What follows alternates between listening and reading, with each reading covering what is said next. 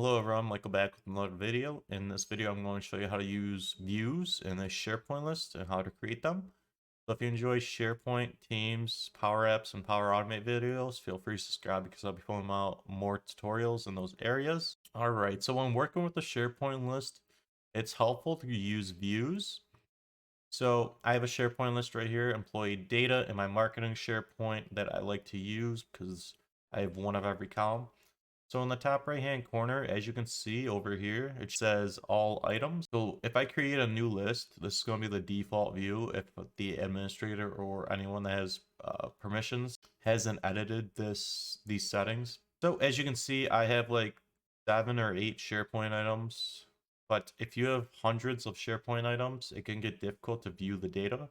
So that's where views comes in. So let's say I want to filter the SharePoint list by job title. Let's say I only want to see recruiters. So I can go ahead and click on apply. And as you can see, the all items has an asterisk next to it. That's because I changed it from the default view. And this is only for me. This doesn't save. So if I click out of this view, click back in, as you can see, that filter went away because that it didn't save that. So let's go ahead and I will filter by recruiter once again. So I'll click on apply. So let's say I want to make this a permanent view and I wanted to create this as a brand new view. So we can go to save view as. So you can save the current view or type in a new name. So if I want this to be the all items, I can go ahead and click on save. So if I clicked out of here and then click back in, as you can see, the all items is now defaulted to show recruiters. So I want to change this back. So let me go to edit current view. And as you can see, this is more detailed. I just want to get rid of that recruiter one. So under the filter, it added that for itself. So I'll go ahead and click none and just remove the parameter we have. If I go ahead and click on OK again, it shows all the items. So if you make a mistake, that's how you would switch the all items back. I usually leave the all items alone, and I recommend you do the same because that should show all the items in the SharePoint list. All right, so let me say I want to group by the job title. So as you can see, if I click up here and click on the arrow, as you can see, it's a nice list of all the employees are grouped by their job title. So I can see if I want to see who the recruiters were or who the data analysis is, I can do that. So let's go ahead and save this as a new view. So since I'm changing the name, this is going to be different from the all items. Let's say I want to say this as group by job title, just so it's easy. And this check mark box right here, it says make this a public view. So if I make this a public view, everyone on the SharePoint that has access to the SharePoint list will be able to see this view in their top right if they clicked on that.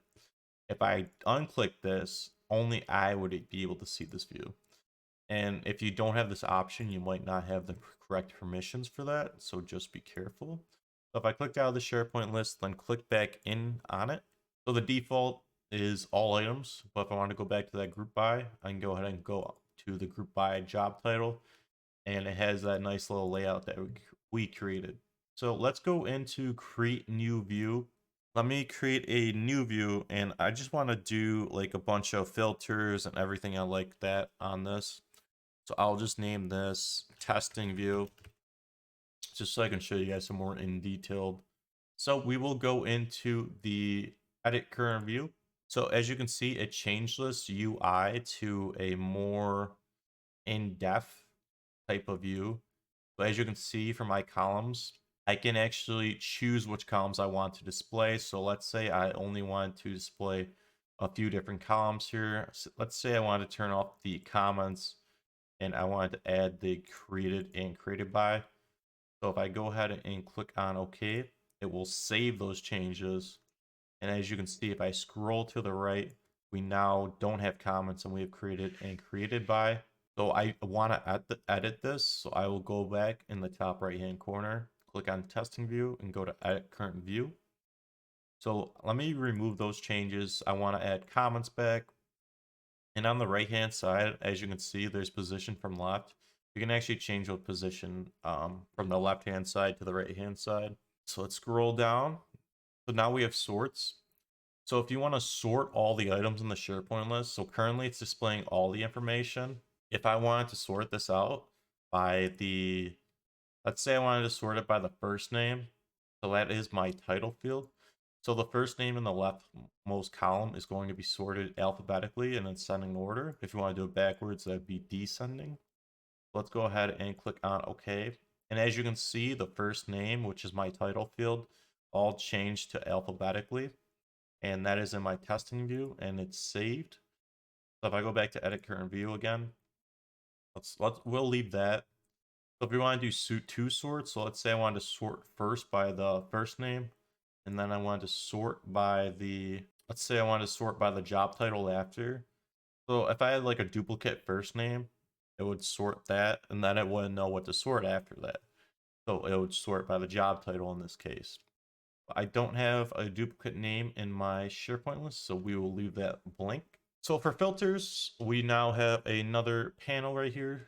So I want to show all items in this view, or I only want to show items only when the following is true.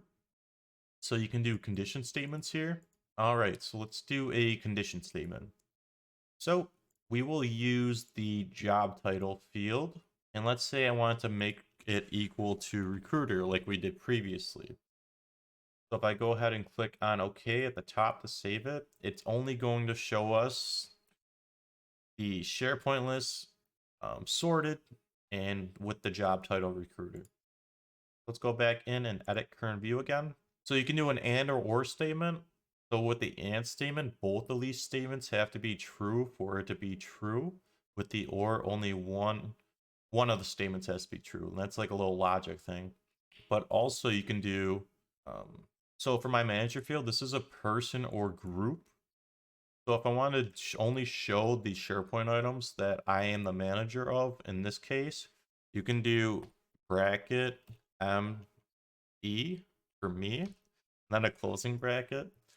So any item in the SharePoint list that the manager is equal to me, it will show, and it's only going to show those items. As you can see, I'm only the manager of Joe, and it's only showing me that item. And for every user that accesses this SharePoint list, if they're manager of someone, it's only going to show that data, because when you say me, it's applying it to the user that's currently accessing that SharePoint list. Let's say I had a user named Abby that accesses the SharePoint list, and she's the manager of two people. It'll only show those two people that she manages, not me. All right, let's go back in and edit current view. So let me go ahead and show all items again. So if I clicked on that and I still have the statement here, it's going to show all the items. It's going to override that. A little FYI. I'll go back to edit current view and tabular view. And this is, these checkboxes allow users to select multiple list items to perform bulk actions. That's on you. Usually it's by default. I haven't had a problem with that. If you only want like users, more like an air checking thing, I'm pretty sure, because you don't want them making large changes to the data set. They have to do it one by one. So the group by, so this will actually, like what I shown earlier with the job titles, it's going to group all the items based on what you specify. So if I did job title again, it's going to group those together. So we'll just show that really quick. So that's the layout it will show. I'll go back to edit current view again. As you can see, it's opening all these tabs. Let me just close them really quick. It's kind of bothering me. Next, you have totals. So this is going to show the totals, the total number of items you have of that column. So if I did the count on all these, we'll just do count on 3 of them. So if I did the count, it's going to show the total at the bottom. So as you can see, we have 7 items, 7 last names, 7 job titles. And that's because all those fields are filled in. Usually it's pretty important if you want to have like a count of your title field that's mandatory, so you can see all the amount of items in your SharePoint list. That's a good way to do it. Styles, I haven't really played around with styles too much. You can change the style for the SharePoint list right here. Folders, specify whether to navigate through folders to view an item or to view all items at once. I haven't played around with this too much. Show items inside folders. I would just leave it default. Item limit, number of items to display, 30. I think if you have more, it's just going to take a little longer to load, but I would just leave it on default again unless you really want to change that. So down here you have mobile. So if users are using the SharePoint list on mobile, you can enable this view for mobile access, or you can make this new view default for mobile access. That's up to you. I haven't really ran into that because I haven't been in too many places that use mobile access for accessing SharePoint list. All right, so that's pretty much like the in-depth view. So you can make it default on the topic. I want to make the testing view default. I can do that here. Or if I wanted to change the URL, you can change that here as well. So I'll make this the default view. So if I navigate off this list and navigate back on, I don't think it updated really quick. So, all right, so it just took like 20 seconds to change. So now it's the testing view that's on the default. I'll change it back to all items just so I can have a cleaner look. So you can do a lot with the views to make the data easier to access, and you can also do like a little bit in Power Automate where you can only show a certain amount of data and then you can use that view within the action. So it's you don't have to use like any crazy querying. So if I just made this change to all items, I just wanted to save this. You can do that again with the save view as save. So it's going to be the default to that now. And yeah, that would be about it. One last thing, if you're good with JSON, if you go to Format, Current View, and then you go to Format Columns, Advanced Mode, you can actually add JSON below and customize your columns. That's a little bit more advanced if you have like a specific case you want to do. So if you want to play around with that, there's a few good examples online I would check out. But that will be the end of the video. So I hope you enjoyed this short little video on views and SharePoint. They're pretty helpful, and if you get really good at them, you can explain the data very clearly to the end user. So if you like the video, feel free to like, subscribe, comment. If you have any questions, concerns, leave them in the comments, and I will catch you in the next video.